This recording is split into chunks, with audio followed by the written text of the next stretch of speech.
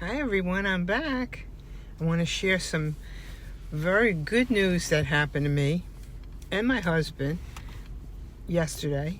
As you know, my beautiful dog passed away on March 11th, and it's been 8 months since we've had an empty nest, no fur babies, except my outside cat, which I'm very blessed to have, that I could still have a little fur baby, connection to a fur baby. But we have, if you've been on my channel, you've taken this very arduous ride with me where I wasn't able to adopt a pet.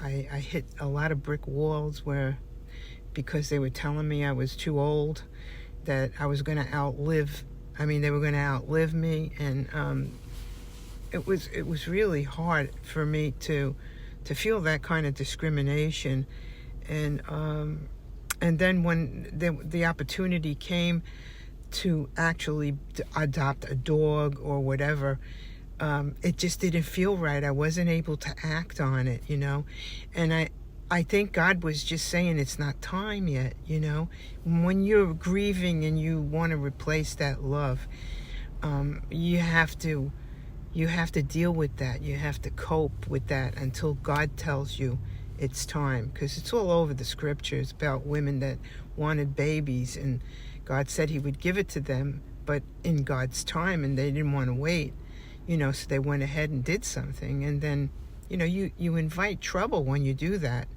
because it's not ordained, Well, yesterday, my husband and I adopted a beautiful little Siamese cat. She is gorgeous. Her name is Coco. I named her Coco because she's got the classical chocolate nose face and the chocolate ears and the chocolate tips of her paws and her tail, and the rest of her is like a beige, beautiful beige.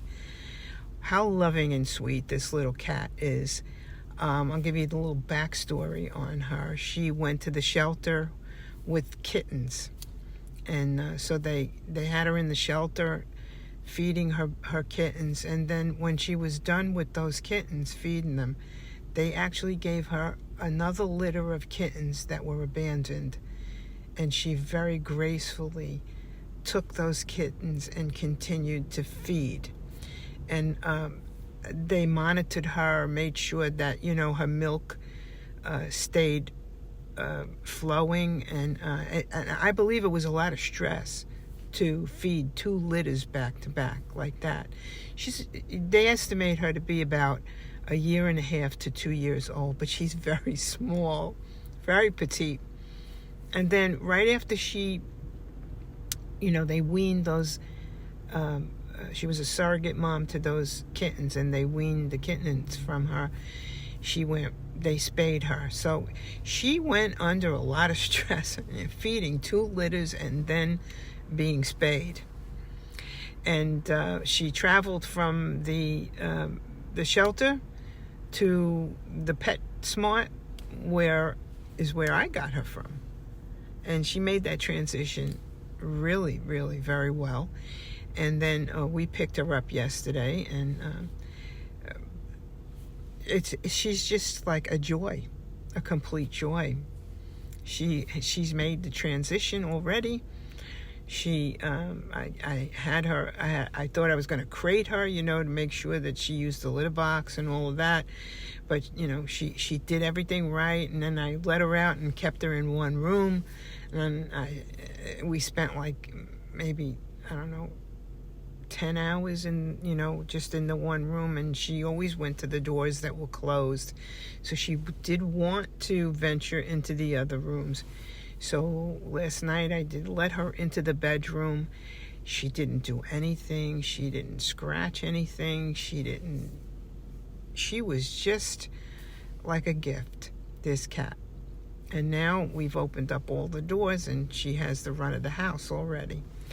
And it's almost like she's always been there. And we're very, very happy, that we have this beautiful little creature, this life, this energy in our home.